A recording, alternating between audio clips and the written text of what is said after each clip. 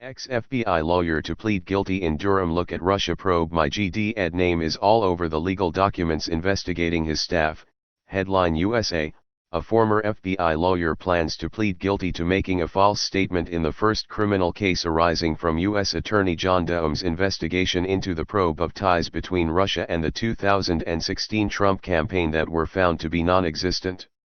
Kevin Clinesmith is being charged in federal court in Washington and is expected to plead guilty to one count of making a false statement, his attorney Justin Scher told the Associated Press. The plea marks a full-circle reversal of fortune for the notoriously biased line attorney, a relatively low-ranking official who, nonetheless, appeared to have taken a lead role in some of the FBI's Crossfire Hurricane interrogations. Those included the perjury trap against George Papadopoulos, a Trump advisor who served a brief prison sentence as part of a plea deal for making a false statement to the FBI about his interactions with foreign intelligence sources. Clinesmith's indictment was widely anticipated after it came to light last year that he had altered an official email to suggest, falsely, that another former Trump advisor, Carter Page, was not working with the CIA. That cast Page's meetings with Russian officials in a different light amid accusations that the Trump campaign had colluded with Russia, and it enabled the FBI to proceed with its FISA warrant applications to spy on Page and other Trump officials. Kevin deeply regrets having altered the email, Scher said. It was never his intent to mislead the court or his colleagues, as he believed the information he relayed was accurate, but Kevin understands what he did was wrong and accepts responsibility, he added.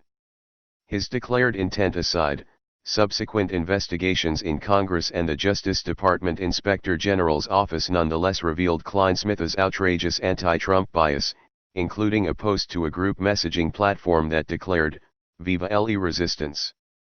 After Trump won the election, Clinesmith subsequently complained in emails revealed by the IG report, "My GD name is all over the legal documents investigating his staff." So, who knows if that breaks to him what he is going to do. The case against Clinesmith is one element of the wrongdoing by the FBI, when it opened an investigation with scant evidence or justification into whether the Trump campaign coordinated with the Kremlin to sway the outcome of the 2016 election. The investigation has proceeded alongside a parallel effort by Senate Republicans to examine the Russia probe, and as Attorney General William Barr has escalated his own criticism of the FBI's probe. Barr foreshadowed the legal action in a Fox News Channel interview on Thursday night, in which he said there would be a development Friday that was not earth-shattering but would be an indication that the investigation was moving along. It remained unclear whether Clinesmith's guilty plea was part of a negotiation to drop the more serious charges, or whether he was cooperating with the Durham probe as part of a potential plea deal.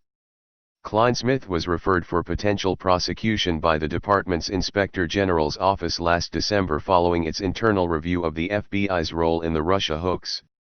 That review concluded that the FBI made significant errors and omissions as it applied for secret national security warrants to eavesdrop on Page. Clinesmith told the Inspector General that from his conversations he did not understand Page to be a source, or a recruited asset, or to have a direct relationship with another government agency.